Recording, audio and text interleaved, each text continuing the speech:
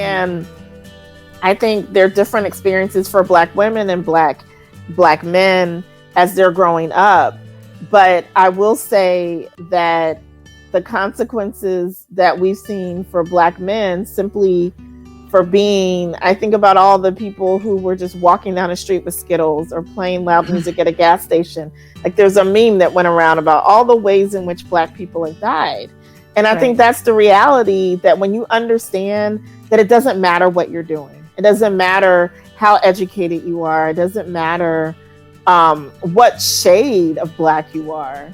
The fact is, if someone who holds this ideology, which unfortunately is a large proportion of society, views you a certain way, you are not safe. And that's why I really harp on that we should be safe, because we've been here a long time as Black people.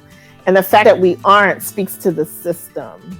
And so part of that is staking your claim of you belong here. This is what I tell, especially my Black students, you belong here, especially teaching at a prominently white university.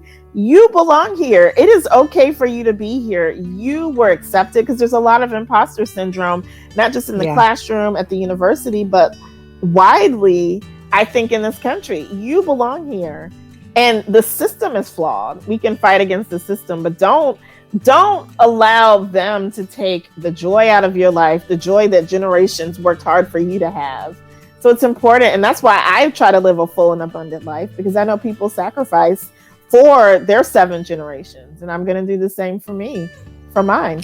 Jamita, I know you can see me because we're on video right now, but I'm like literally clutching my heart, because you saying those words, you belong here, that just like tapped into something deep in myself. And I think that the notion, I never really put that together. I never really put together that there's this larger message of not belonging that has been repeated over and over and over again to people of color in general, to Black people specifically, to people who have immigrated to this country.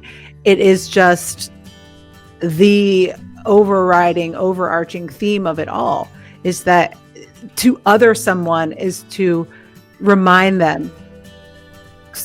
It's almost like subliminal messaging, that you don't belong. And to hear somebody say, someone like you, just saying it to me, you're just telling me that you say this to your students, but I almost transported myself into your classroom and heard you say it as a professor, to a young person. Like I'm like literally crying right now, because I wish I would have had a teacher who said that to me. That I think that belonging is such a such a human need, that we all have.